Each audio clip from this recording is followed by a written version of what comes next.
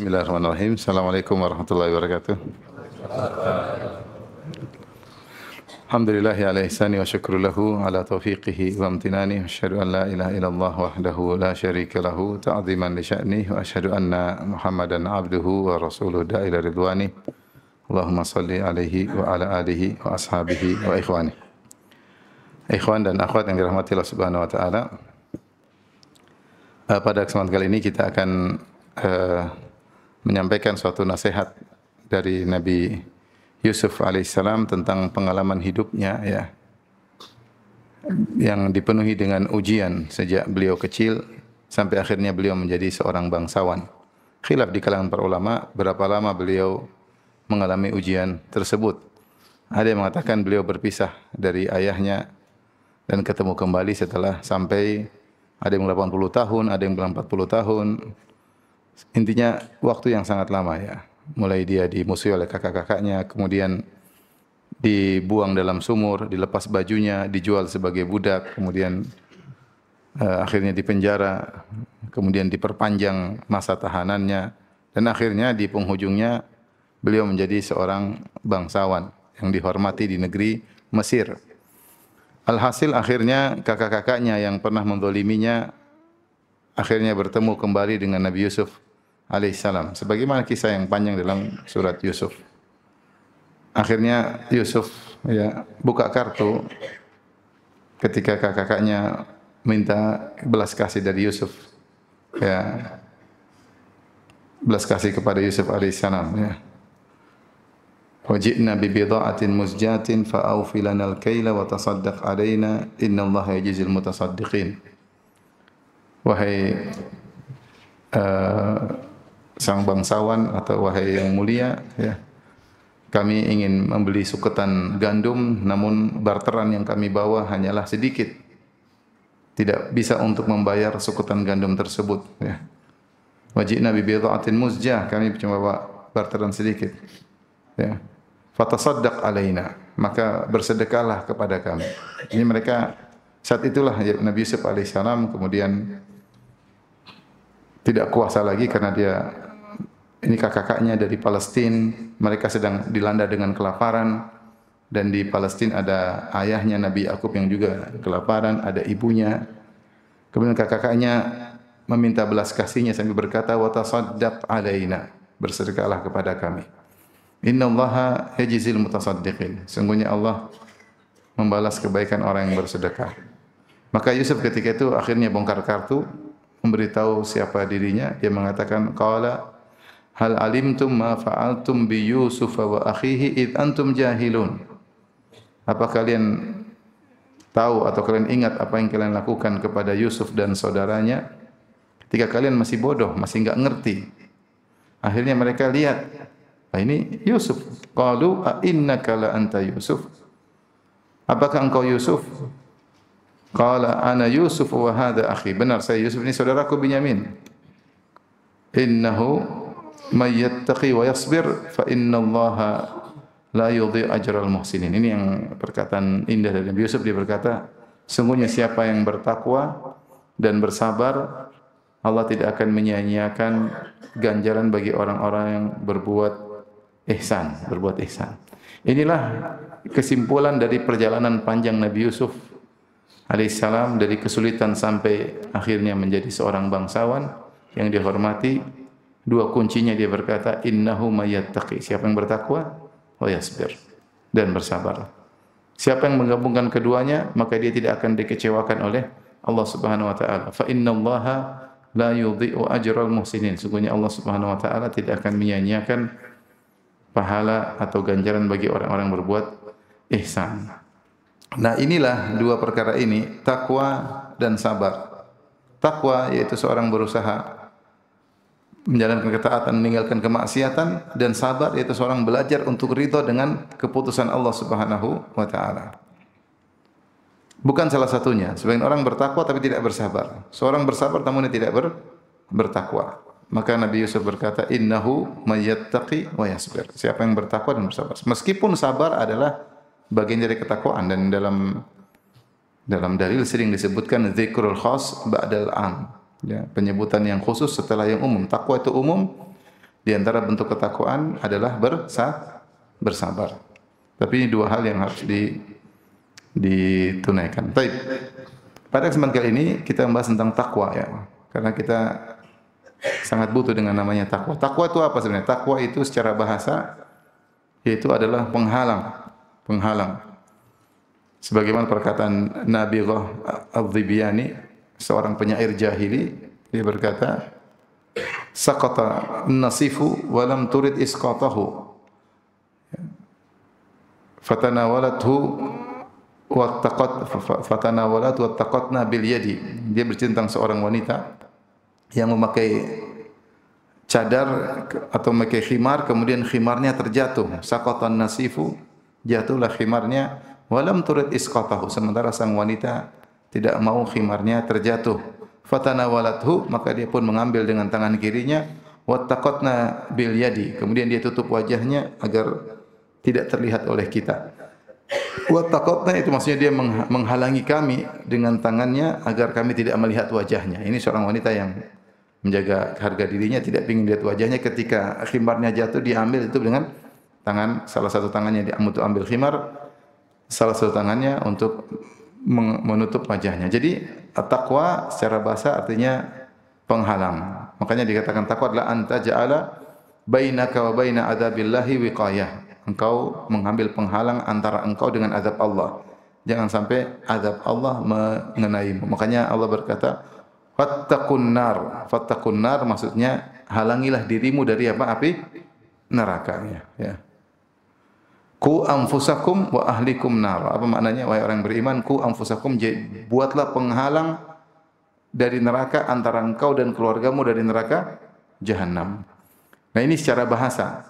Secara istilah, takwa itu lebih spesifik kepada meninggalkan maksiat. Lebih spesifik meninggalkan maksiat. Jika digabungkan bersama albir, maka albir artinya melakukan kebajikan, takwa artinya meninggalkan maksiat. Seperti firman Allah Subhanahu wa taala, "Wa ta'awanu 'alal birri wa taqwa." Saling tolong menolong kalian dalam kebajikan dan ketakwaan. Ditolong menolong dalam melakukan ketaatan, dan bukan cuma itu, tolong menolong dalam meninggalkan apa? Maksiat. Sebagaimana melakukan ketaatan butuh tolong menolong, meninggalkan maksiat juga butuh tolong menolong. Sehingga kalau takwa digabungkan dengan albir, dia maknanya lebih spesifik, meninggalkan maksiat. Dan ini yang mau kita bahas di zaman sekarang ini. Ketaatan mungkin kita lakukan, tapi zaman ini penuh dengan sarana maksiat. Sehingga kita mungkin lebih fokus kepada meninggalkan maksiat. Kalau taat insyaallah bisa kita kerjakan, tapi meninggalkan maksiat zaman sekarang semakin sulit karena di mana-mana ada sarana untuk melakukan maksiat. Dosa besar maupun dosa kecil. Maka seorang penyair berkata tentang takwa, "Khallidz dzunuba saghiraha wa kabiraha dzaka tuqa, wasna' kamashin fawqa ardi syauqi yahdharu ma yadhar, la tahqiranna saghiratan innal jibala minal hasa." Tinggalkanlah dosa besar maupun kecil, itulah hakikat ketakwaan. Itu meninggalkan dosa. Ya. Jadilah engkau seperti orang berjalan di atas jalan yang penuh dengan duri kecil, duri besar, hati-hati. Yahdharu ma yara. Dia waspada dengan apa yang dia lihat di depannya. Jangan sampai kena duri kecil, sampai duri besar. La tahqiranna saghiratan, jangan remehkan duri kecil, dosa kecil. Innal jibala minal hasa, sungguhnya gunung tersusun dari batu-batu yang kecil. Jadi takwa itu maknanya menjalankan ketaatan, meninggalkan maksiat. Meskipun makna spesifiknya adalah meninggalkan apa? Maksiat. Oleh karenanya seorang di zaman sekarang ini ya, yang dengan adanya medsos, dengan adanya internet ya, seleluaran apa di mana-mana apa yang dia bisa lihat, dia bisa mengakses apa yang dahulu tidak bisa diakses.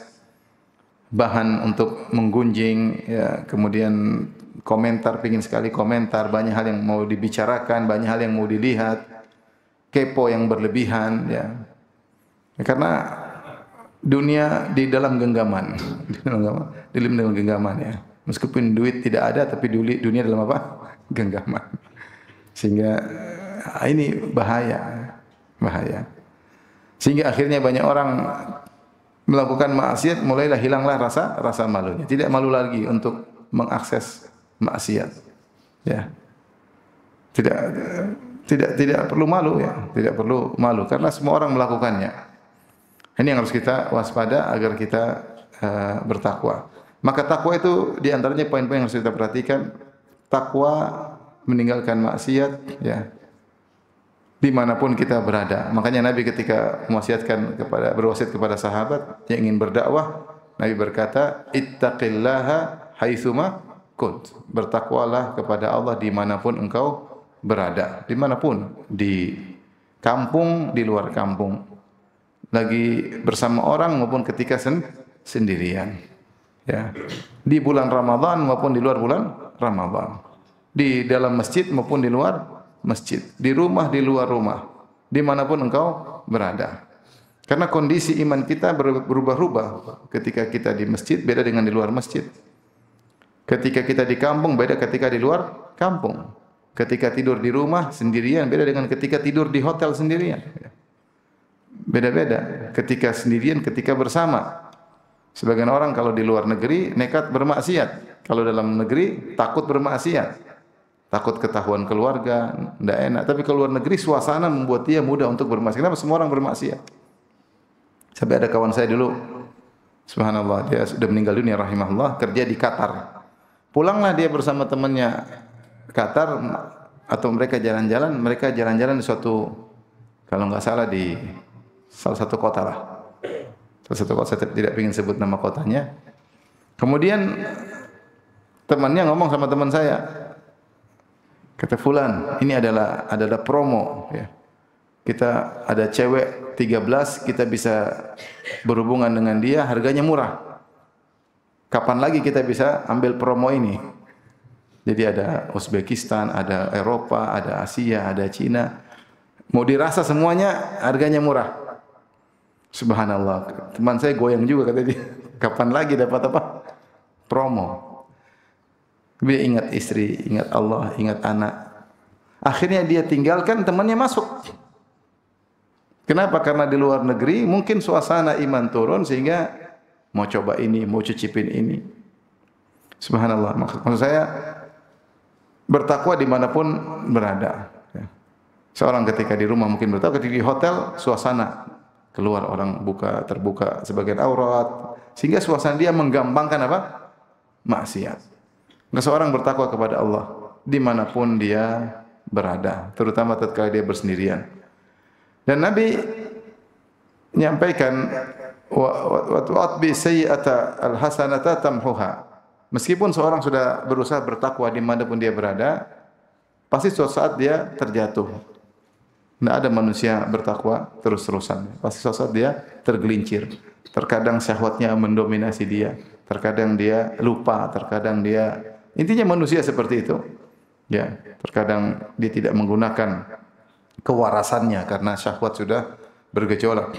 Maka Nabi berkata, kalau terjerumus dalam maksiat, fa'atbi'is sayyi'atal hasanah, segera susulkanlah keburukan dengan kebaikan. Tamhuha, niscaya kebaikan tersebut akan menggugurkan dosa tadi. Ini contoh, maksudnya bertakwa dimanapun kita berada. Berikutnya, takwa itu bukan hanya meninggalkan dosa besar, tapi takwa justru yang terbaik adalah bahkan meninggalkan dosa kecil. Dosa kecil. Karena sebagian orang kadang khawatir dengan dosa besar, dosa kecil dia remehkan. Dan ini sudah diingatkan oleh Nabi SAW. Kata Nabi SAW, "Iyyakum wa muhaqqaratidz dzunub." Hati-hatilah kalian dengan dosa-dosa yang disepelekan. Fa innahunna idza ijtama'na inda rajuli ahlaknahu. Sungguhnya dosa-dosa kecil kalau sudah berkumpul pada diri seorang akan membinasakannya. Maka kita dalam hidup ini jangan cuma menghindar dosa-dosa kecil pun kita harus waspada. Karena kalau kita tidak waspada akhirnya jadi biasa. Ibarat tadi ada jalan, ada duri kecil-kecil mungkin enggak begitu sakit. Tapi keinjak artinya kalau sudah darah ya sudah terlanjur. Ibarat kalau kita jalan melewati, kata Ibnu Qayyim rahimahullah, seperti kita melewati ada jalan pecek, kita angkat celana, kita jalan pelan-pelan. supaya tidak kena pecek, pelan-pelan angkat kaki. Tapi kalau sudah kena sedikit, biarin aja lah. Sudah terlanjur. Dosa kecil seperti itu. Kalau kita tidak tundukkan pandangan, astagfirullah. Tapi kalau ya udahlah sekalian nonton Korea, sekalian. Sudah sering lihat-lihat, jadi akhirnya terbiasa. Padahal dosa kecil kalau dilakukan berulang-ulang bisa menjadi apa? Besar. Jadi banyak maksudnya. Khilaf di kalangan para ulama. Apakah dosa kecil bisa berubah menjadi dosa besar? Khilaf. Sebagian ulama mengatakan bisa. Sebagian perkataan masyhur dari Ibn Abbas, la saghirata ma'al israr. Tidak ada dosa kecil kalau terus-terusan.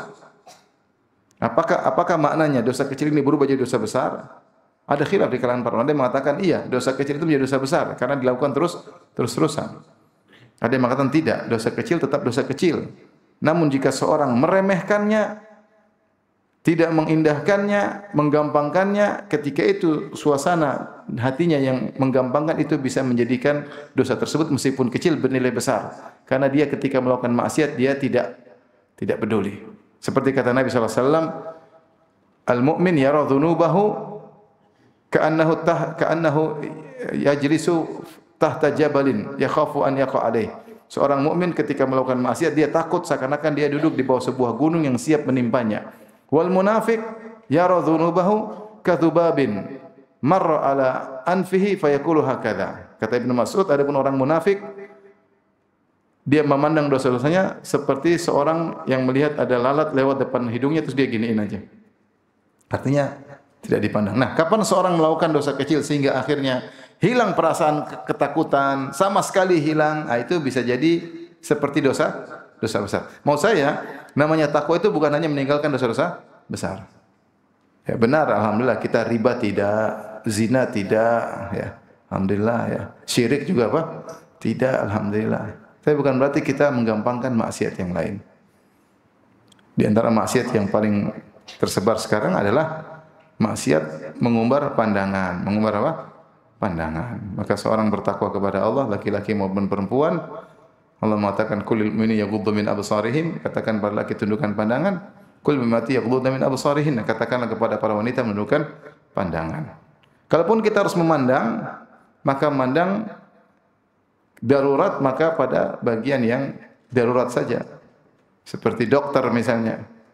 Kalau dia harus memandang wanita pada bagian yang terbuka, cukup itu aja ya. Tidak boleh lebih daripada itu.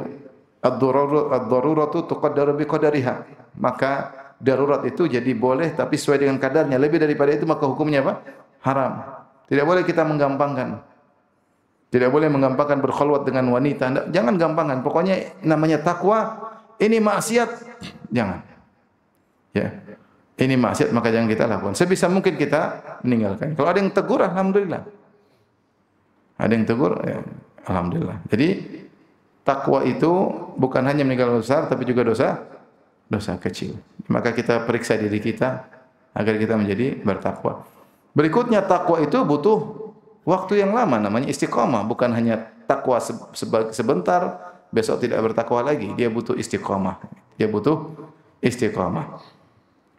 Makanya untuk memotivasi kita semua bertakwa dan kita semua butuh takwa. Nabi saja Allah bilang ya ayuhan nabi taqillah, wahai nabi bertakwalah ya. Allah berfirman ya alladzina amanu taqullaha haqqa tuqatih, wahai orang yang beriman bertakwalah. Kita semua butuh dinasihati untuk bertakwa. Nabi saja Allah katakan ya ayuhan nabiyyu taqillah, wahai nabi bertakwalah kepada Allah. Apalagi kita. Orang bilang ittaqillah jangan tersinggung. Ittaqillah, kalau anda sudah bertakwa, maksudnya tingkatkanlah level takwamu. Kalau kau belum bertakwa, maka bertakwalah. Itu maksudnya. Ya ayyuhalladzina amanu taqullah. Kamu sudah beriman, bertakwalah. Itu tingkatkanlah level takwamu. Atau kalau kau belum bertakwa, bertakwalah. Baik. Saya akan sebutkan tentang buah dari takwa dalam Al-Quran banyak sekali. Kita bicara tentang dunia. Kalau buah akhirat jelas masuk apa? Surga. Di antara buah takwa tadi Nabi Yusuf alaihissalam berkata, "Innahu mayyattaqi wa yasbir." Siapa yang bertakwa dan bersabar, Allah tidak akan menyia-nyiakan ganjaran. Ganjaran yang Allah berikan pada dia bukan cuma di akhirat, di dunia juga dia dapat ganjaran. Maka tidak boleh kita suudzon menyangka bahwasanya ganjaran orang bertakwa hanya di akhirat. Enggak. Lihat Nabi Yusuf diberi ganjaran di mana? Dunia apa di akhirat? Dua-duanya, dunia dan apa? Akhirat. Bahkan dia menjadi seorang bangsawan. Dunia Allah berikan. Dan ketika kakak-kakaknya heran lihat dia sudah jadi bangsawan, dia sebutkan kesimpulan hidupnya. Innahu mayyattaqi wa yasbir. Yaitu dia ingin sampaikan, saya selama dalam peristiwa-peristiwa yang saya alami dari dimusuhi oleh kakak-kakak, saya bertakwa. Dilempar dalam sumur, saya bertakwa. Dijual sebagai budak, saya bertakwa. Dirayu oleh Zulaikha, saya bertakwa. Dimasukkan, jebloskan dalam penjara, saya bertakwa. Ketika jadi bangsawan juga bertakwa. Selalu takwa dan sabar menemani kehidupan Nabi Yusuf alaihissalam. Ujungnya keindahan. Ujungnya keindahan. Lihatlah juga perkataan Allah kepada Nabi Muhammad ketika Allah Subhanahu wa taala menceritakan tentang kisah Nabi Nuh alaihissalam, bagaimana dia berdakwah 950 tahun, kemudian dia bersabar sampai akhirnya ujungnya indah. Allah mengatakan, tilka min amba'il ghaibi nuhiha ilaik ma kunta ta'lamuha anta wala qaumuka min qabli hadha fasbir innal aqibata lil muttaqin. Kata Allah setelah menceritakan kisah Nabi dalam kisah Nabi Nuh dalam surat Hud, bagaimana Nabi Nuh berdakwah, diejek oleh kaumnya, dihina-hina oleh kaumnya, dia bersabar sampai akhirnya terjadi banjir, akhirnya semuanya binasa, dia selamat. Allah berkata kepada Nabi Muhammad, Allah kisahkan buat Nabi Muhammad sallallahu alaihi wasallam, tilka min amba'il ghaibi nuhiha ilaik. Itulah sebagian dari ilmu gaib, berita gaib yang aku kabarkan, yang kami kabarkan kepada engkau. Ma kunta ta'lamuha. Kau sebelumnya tidak tahu tentang kisah ini wahai Muhammad. Wala qaumuka min qabli hadza. Demikian juga kaummu, Quraisy pun tidak mengerti tentang kisah ini. Para sahabat pun tidak tahu tentang kisah ini. Kemudian kata Allah, fasbir, bersabarlah. Innal aqibata lil muttaqin. Sungguhnya kesudahan yang indah bagi orang yang bertakwa. Bagi orang yang bertakwa. Nuh alaihissalam bertakwa. Allah berfirman juga di mana kita menyuruh anak-anak untuk salat keluarga. Kata Allah, wa'mur ahlaka bis salati wastabir 'alaiha la nas'aluka rizqan nahnu narzuquk wal 'aqibatu littaqwa. Perintahkanlah keluargamu untuk salat dan bersabarlah, sabar untuk salat, sabar perintahkan untuk salat, ya. La nas'aluka rizqan, kami tidak pernah minta rezeki kepada engkau. Nahnu narzuquk, justru kami yang beri rezeki kepada engkau. Kemudian kata Allah, wal 'aqibatu littaqwa, kesudahan yang indah bagi orang yang bertakwa. Bahkan Allah sebutkan ayat dalam Al-Quran namanya surat At-Talaq, surat cerai, ya. Allah berikan contoh tentang kondisi yang paling pelik dihadapi oleh seorang dalam kehidupan, yaitu masalah rumah tangga. Kita bilang kita lelaki dan wanita, suami istri, mungkin kalau masalah kerjaan, masalah, tapi paling berat ketika permasalahan kita alami dalam rumah tangga terkait dengan istri, terkait dengan anak-anak, sampai pada tahapan cerai. Itu perkara yang paling berat. Maka Allah sebutkan dalam Al-Quran surat Talaq. Dan Allah sebutkan kalau ingin mendapat solusi ketika menghadapi permasalahan yang paling berat, masalah cerai, harus bertakwa. Allah mengatakan, ya ayuhan nabi, idza talaqtumun nisaa fatalliquhunna li'iddatihinna wa asul iddah wattaqullaha rabbakum. La tukhrijuhunna min buyutihinna wa la yakhrujuna illa ya'tina bi fahishatin mubayyinah wa tilka hududullah wa may yata'adda hududallahi faqad dzalama nafsah la tadri la'alla Allah yuhdithu ba'da dzalika amra fa idza balagna ajalahunna famsikuna bi ma'rufin aw fariquhunna bi ma'ruf wa ashidu dzawi adli minkum wa aqimu syahadata lillah dzalikum yu'adzu bihi man kana yu'minu billahi wal yawmil akhir wa may yattaqillaha yaj'al lahu makhraja. Perhatikan ayatnya, Allah berfirman, ya ayuhan nabi, wahai nabi, jika engkau, yaitu engkau dan para sahabat kaum mukminin menceraikan istri-istri kalian, ya, maka ceraikanlah sesuai dengan waktunya. Ini pertama. Jadi kalau mau cerai harus juga dengan takwa, bukan seorang lagi emosi kemudian cerai. Enggak boleh. Wanita itu boleh diceraikan kalau dalam kondisi suci belum digauli dan talak satu, itu namanya takwa. Bukan lagi haid diceraikan, bukan lagi bersih sudah digauli kemudian diceraikan. Bukan ketika dicerai langsung talak 7. Talak sunnah itu adalah engkau menceraikan istrimu dalam kondisi dia sedang suci dan belum kau gauli dan jatuhkan talak 1. Idza talaqtumun nisaa fatalliquhunna li'iddatihinna wa ahsul iddah. Ada aturannya. Setelah itu hitung iddahnya. Wattaqullaha rabbakum. Bertakwalah kepada Allah dalam menjatuhkan cerai. Bukan emosi, tidak ada pertimbangan asal. Karena kalau kita tidak bertakwa hasilnya buruk. La tukhrijuhunna min buyutihinna. Kalau kau sudah menceraikan istrimu dan dia di masa iddah, jangan suruh pulang ke rumah orang tuanya. Pulang-pulang, enggak boleh. Ada aturannya, dia berhak tinggal di rumahmu. Bahkan Allah menisbahkan rumah tersebut kepada mereka. La tukhrijuhunna min buyutihinna. Jangan kalian wahai para suami mengeluarkan istri kalian dari rumah mereka. Seakan-akan rumah mereka padahal rumah suami. Wala yakhrujuna illa ayatina fashidun bayyin. Dan mereka pun tidak boleh kabur dari rumah, harus tetap di rumah suami kecuali mereka melakukan perbuatan keji. Lihat orang bertakwa menceraikan tidak bertakwa. Emosi jatuhkan cerai. Istri lagi haid, lagi tidak stabil, diceraikan. Sudah digauli, pagi digauli, sore diceraikan. Langsung talak 7. Subhanallah. Begitu sudah menceraikan, istri sudah pulang ke rumah sana, pulang. Suruh pulang ke rumah orang tuanya. Pelanggaran semuanya. Sebagian wanita tidak disuruh pulang ke rumah orang tuanya, dia kabur ke rumah orang tuanya. Padahal Allah bilang tidak boleh keluar. Melanggar. Sebagian wanita seperti itu. Dicerai, kabur dari rumah suaminya. Bahkan sebagian wanita belum dicerai sudah kabur. Ini gimana mau dapat solusi? Bagaimana dapat solusi? Tidak ada takwa ketika menjalankan perceraian. Wa tilka hududullah, Allah bilang, wa tilka hududullah, ini aturan-aturan Allah. Wa may yata'adda hududallah faqad dzalama nafsah. Siapa yang melanggar aturan ini, dia telah menzalimi dirinya sendiri. Ya. Kemudian kalau Allah berkata, kemudian Allah berfirman, wa idza balagna ajalahunna fa'amsikuna bima'rufin aw fariquna bima'ruf. Kalau sudah mulai habis masa iddahnya, sudah 3 kali haid dia menunggu, di penghujung kasih pilihan, kata Allah dua. Fa'amsikuhunna bima'rufin. Kau melanjutkan pernikahan maka kembali rujuk tapi dengan cara yang baik. Jangan kau dendam, kau zalimi enggak. Aw fariquna bima'ruf, atau kau ceraikan dengan baik-baik. Ini aturan. Kau lanjut dengan cara baik, cerai juga dengan baik-baik.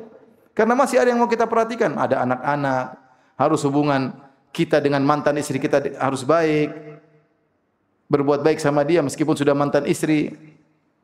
Mana orang seperti itu? Lanjut, ribut lagi, pisah, bongkar-bongkaran aib. Susah. Wa idza balagna ajalahunna fa'amsikuna bima'ruf. Kalau sudah habis masa iddahnya, lanjutkan boleh, rujuk dengan cara yang baik. Au fariquna bima'ruf, atau cerai dengan cara yang baik. Wa syidu dzawai adli minkum, dan datangkan saksi. Lanjut, rujuk atau cerai, datangkan saksi. Sunnahnya demikian. Wa aqimu syahadata lillah. Kata Allah, dzalikum yu'adzu bihi man kana yu'minu billahi wal yawmil akhir. Inilah wejangan dari Allah. Allah nasihati kalian bagi orang yang beriman kepada Allah dan hari akhirat. Subhanallah. Kemudian kata Allah, jadi yang bisa menjalankan ini, aturan cerai, aturan-aturan Allah tadi, hanya orang yang beriman kepada Allah dan hari akhirat. Dia tahu akan ada hari pembalasan, akan hari persidangan. Ada namanya hisab. Kemudian kata Allah, wa may yattaqillaha yaj'al lahu makhraja. Siapa yang bertakwa kepada Allah, Allah pasti kasih solusi. Maksudnya Allah ingin sampaikan, kalau kau hadapi permasalahan terpelik dalam kehidupanmu, masalah rumah tangga, betapapun beratnya, pasti ada solusinya dengan syarat kamu bertakwa. Namun siapa yang bertakwa ketika ada masalah dengan istrinya? Enggak bertakwa. Istrinya dimaki-maki, dihina-hina. Kau kalau enggak suka cerai baik-baik. Adapun kau maki-maki. Saya ketemu ada orang suami istri datang ke rumah. Masalah rumah tangga. Ustaz, ini suami saya sambil nangis. Dia kalau marah dia bilang saya iblis. Saya kaget, subhanallah. Iblis. Masih mending gondruwo, si manis jembatan Ancol. Iblis. Bosnya setan. Apa enggak ada kata lain? Iblis, subhanallah. Mana pada suaminya jenggotan? Mana takwanya mana? Kalau enggak suka cerai baik-baik. Kalau lanjut cara yang baik. Bertakwa. Tidak mesti seorang melanjutkan kehidupan rumah tangga. Ada yang lebih bertakwa daripada kita. Zubair bin Awam menceraikan istrinya yang lebih bertakwa dari istri kita, Asma binti Abi Bakar. Nah, apa-apa, enggak ada masalah. Kalau enggak cocok, bisa. Nabi pernah menceraikan Hafsah radhiyallahu anha, kemudian kembali lagi. Kalau memang harus cerai-cerai, tapi caranya, proses itu harus bertakwa. Harus bertakwa. Kalau bertakwa, may taqillaha yaj'al lahu makhraja. Siapa yang bertakwa Allah berikan solusi. Bukan cuma itu. wa yarzuquhu min haitsu la yahtasib. Allah berikan rizki kepada dia dari arah yang tidak dia sangka-sangka. Mungkin sang wanita dapat suami yang lebih soleh, mungkin sang lelaki dapat istri yang lebih soleha. Mungkin Allah beri rizki, bertambah rizki mereka. Lihat, sebagian orang cerai, hidupnya semakin susah, dapat suami lebih kacau, dapat istri lebih amburadul, ekonomi semakin susah. Kenapa? Tidak ada takwa. Allah bilang kalau bertakwa pasti ada solusi. Kalau ada takwa, pasti Allah kasih rezeki dari arah yang tidak disangka-sangka. Kemudian kata Allah Subhanahu wa taala, selanjutnya Allah mengatakan, "Wa may yattaqillaha yaj'al lahu min amrihi yusra."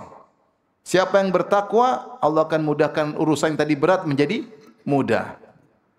Wa yu'dhim lahu ajra. Siapa yang bertakwa, Allah akan besarkan pahalanya. Allah berkata, "Saya ja'allahu ba'da usri yusra." Ada setelah kesulitan pasti ada kemudahan. Ini semua dalam satu surat, dalam surat Talaq. Jadi janji Allah siapa yang bertakwa akan diberi apa? Solusi. Kemudian yang kedua tadi apa? Diberi rezeki dari arah yang tidak disangka-sangka. Yang ketiga Allah akan mudahkan apa?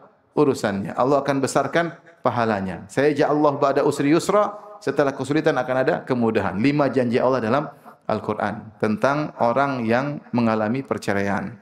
Setelah itu Allah mengatakan, wa ka'ayyim min qaryatin atat an amri rabbiha wa rusulihi fahasabnaha hisaban syadidan wa adzabna adzaban nukra. Betapa banyak negeri ya yang membangkang terhadap perintah Allah, maka Allah membinasakan mereka dengan azab yang pedih. Sebenarnya Allah mengatakan, lihatlah. Jadi Allah bukan cuma ngurusin masalah balasan, bukan cuma terkait dengan negeri besar, bahkan perkara-perkara person-person ada muamalah khusus dari Allah Subhanahu wa taala. Sebagaimana dalam skala besar negeri yang membangkang Allah hancurkan binasakan, dalam skala kecil kau dengan istrimu kalau kau bermasalah juga akan ada dampaknya. Akan ada dampaknya. Ini sekedar sampel atau contoh yang Allah berikan dalam Al-Qur'an. Kalau kau menghadapi permasalahan pelik seperti ini, jika bertakwa pasti ada solusinya. Nah, kita dalam kehidupan ini pasti banyak masalah. Karena dunia ini memang tempat apa? Ujian. Masalah ekonomi, masalah keluarga, masalah dengan mertua, masalah dengan istri, masalah dengan istri pertama, istri kedua, istri ketiga, masalah dengan tanpa istri, jomblo juga bermasalah. Kalau tidak ada solusi, kita mungkin tidak bertakwa. Kita ternyata masih suka nonton Korea, kita ternyata masih suka lihat film-film, ternyata kita suka gibah namimah, kita ternyata suka tajasus cari kesalahan orang di medsos. Enggak ada solusi. Berarti kita kurang bertakwa. Kita kurang bertakwa. Makanya ini nasihat buat saya pribadi, kita mungkin menghadapi permasalahan kecil atau besar, kalau kita bertakwa dengan kesabaran akan ada solusinya. Terkadang kita takwa tapi tidak berkepanjangan, itu masalah. Bertakwa cuma sebentar. Setelah itu kita ngamuk, akhirnya solusi enggak jadi datang. Akhirnya solusi tidak jadi datang. Kita cuma butuh takwa, kemudian stay di atas takwa tersebut, sabar. Sampai Allah datangkan apa? Solusi. Semakin lama solusinya semakin indah, sabar aja. Nabi Yusuf alaihissalam, kapan solusinya datang? Lama. Ada yang bilang 80 tahun, ada yang bilang 40 tahun. Tapi ketika datang solusi, sangat apa? Indah. Dia bersabar. Dia bersabar. Wa may yattaqillaha yaj'al lahu makhraja.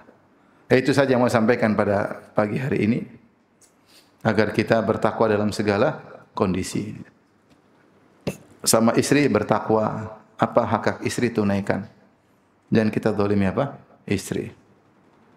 Sama anak kita bertakwa, anak punya hak apa? Kita tunaikan. Jangan zalimi apa? Anak. Jangan sibuk keluar-luar sehingga anak tidak diperhatikan. Sama orang tua bertakwa. Dalam menjalankan perdagangan juga bertakwa, ya. Bertetangga juga butuh takwa. Semua ketakwaan kita berusaha lakukan dalam kehidupan kita. Allah mengatakan dalam Al-Qur'an, kata Allah Subhanahu wa taala, ya bani Adam, qad anzalna 'alaikum libasa yuwari sawatikum wa risha wa libasut taqwa dzalika khair. Kata Allah, wahai anak-anak Adam, kami telah menurunkan bagi engkau pakaian yang indah, pakaian untuk menutupi aurat dan juga untuk berhias. Kemudian Allah belokkan, kata Allah, walibasut taqwa dzalika khair. Benar, pakaian untuk keren-kerenan, nutup aurat, merek bermerek indah, tapi walibasut taqwa, pakaian ketakwaan itu lebih apa? Lebih baik. Jangan sampai lupa untuk bertakwa. Kenapa takwa disebut dengan libas? Yaitu agar engkau bertakwa sekujur tubuhmu, menempel pada dirimu, seakan-akan bersatu dengan tubuhmu. Takwa itu jangan kau lepaskan, dimanapun kau berada hendaknya kau bertakwa. Ini saja ikhwan dan akhwat yang dirahmati Allah Subhanahu wa taala. Semoga Allah menjadikan kita termasuk hamba-hambanya yang bertakwa. Ya ayyuhalladzina amanu taqullaha haqqa tuqatih wa la tamutunna illa wa antum muslimun. Wallahu taala alam bissawab. Ada yang bertanya, saya persilahkan. Kalau tidak ada, alhamdulillah. Silakan. Dalam menjalankan fatwa diutamakan apa?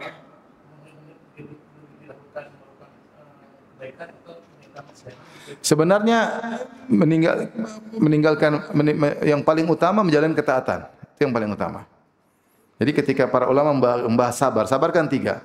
As-sabru ala ta'ah, sabar dalam ketaatan, sabar meninggalkan maksiat, dan sabar ketika mengalami musibah. Tiga sabar ini yang paling terbaik sabar dalam ketaatan. Karena ketaatan itu adalah menambah apa? Deposit untuk akhirat. Ya, tapi kenapa saya tadi sebutkan sabar dalam meninggalkan maksiat? Karena kita sekarang di zaman ini meninggalkan maksiat semakin sulit. Kalau ketaatan insya Allah kita ke masjid, sedekah insya Allah bisa. Tapi sulit sekarang ini adalah meninggalkan apa? Maksiat. Bicara tentang jenis sabar dalam menjalankan ketaatan lebih afdal daripada jenis meninggalkan maksiat. Dan ini lebih afdal daripada jenis menghadapi musibah. Ya. Kenapa? Karena sabar menjalankan ketaatan dan meninggalkan maksiat ini sabar ikhtiari kata Ibnu Taimiyah, yaitu dia pilihan, bisa sabar bisa enggak. Tapi kalau sabar menghadapi musibah ini sabrun ittirari, terpaksa. Ya. Sehingga secara jenis ini lebih afdal. Tetapi secara permasalahan bisa jadi sabar meninggalkan maksiat lebih afdal daripada sabar melakukan ketaatan. Contohnya seperti sabarnya Nabi Yusuf ketika digoda oleh Zulaikha. Ini luar biasa pahalanya. Ya. Maka kita berusaha menjalankan ketaatan, bersabar, sabar salat subuh di masjid, sabar continue dalam sedekah, sabar berbuat baik kepada istri, sabar berbuat baik kepada anak-anak, sabar menyambung silaturahmi, semua butuh kesabaran. Tapi saya tadi kenapa mengkhususkan meninggalkan maksiat? Karena zaman ini maksiat sangat mudah. Maksiat mata, maksiat telinga, maksiat lisan, maksiat hati.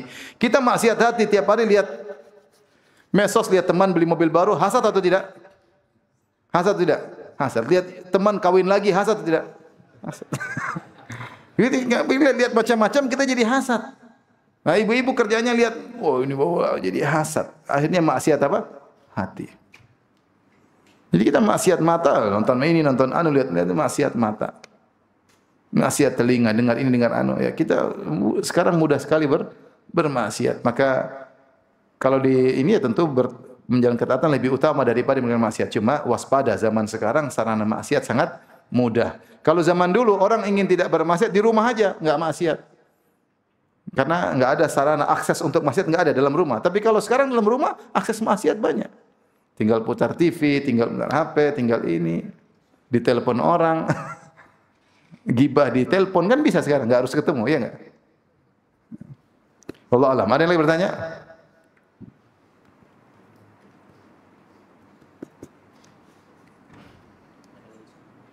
Enggak ada. Tidak ada? Alhamdulillah. Alhamdulillah atas pengertiannya. Demikian saja. Subhanakallah bihamdik asyhadu an la ilaha illa anta astaghfiruka wa atubu ilaik. Assalamualaikum warahmatullahi wabarakatuh.